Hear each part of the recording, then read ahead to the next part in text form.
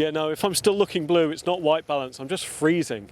I mean, who launches a camera in December?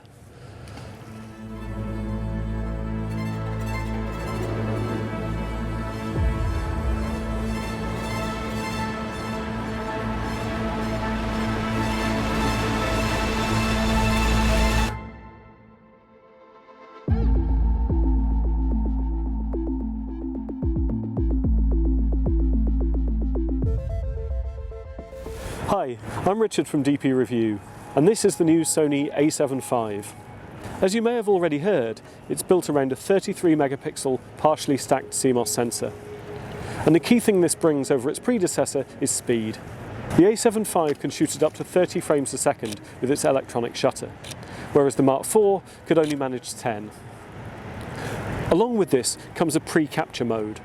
And unlike the ones on its rivals, you can control how long the camera records for before you fully press the shutter. Along with that new sensor comes a new processor. Previous Sony models needed a dedicated coprocessor to crunch the complex algorithms used for subject recognition. Well, that's not the case here. So the a7V can recognise up to 6 subject types. There's also an auto mode that automatically selects between those subjects. And you can fine-tune this so it only searches for the kind of subjects you think you're going to encounter. In terms of stills, it's that increased speed and improved autofocus that are the main benefits over the previous model. But of course there have been upgrades in terms of video too. Mitchell, why don't you tell us about those? Thanks, Richard. Because of the faster sensor, the a7V can now do 4K at 60 frames per second from the full width of the sensor, oversampled from 7K capture. It can also do 4K at 120 frames per second from an APS-C crop of the sensor.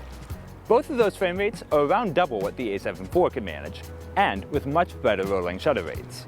The new processor also brings with it some new features, including the ability to upload user LUTs, either for preview or to embed alongside the footage. It also has the AI auto-framing feature, which will punch in and follow you around the screen to make it look like you have a camera operator. It also has the framing stabilizer, which not only tries to stabilize your footage, but also tries to keep your composition.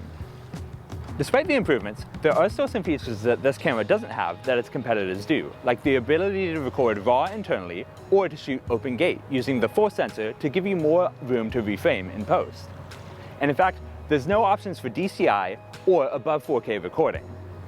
However, most of those are arguably niche features, and just the improved rolling shutter rates alone make this a much stronger video camera than its predecessor.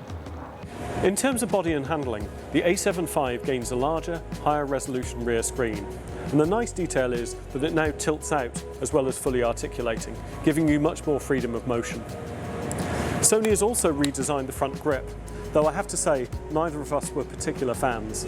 On the side of the camera there are now 2 USB ports, one for data transfer and one for charging, though you will have to pay attention to which is which, because the charging port is really quite slow.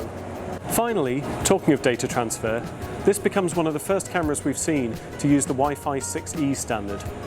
That uses the 6 GHz part of the spectrum, so, I don't know, should be faster or something? With its faster shooting, improved autofocus and enhanced video features, the a7V is a much more capable camera than its predecessor. And it needed to be, because we've seen big improvements from Nikon, Canon and Panasonic in this part of the market over the last year or so. We're going to be shooting and testing this camera over the coming weeks to see if it lives up to the specs, and indeed its $28.99 price point. So stay tuned to DPReview.com for more about the a7V and how it compares to its peers.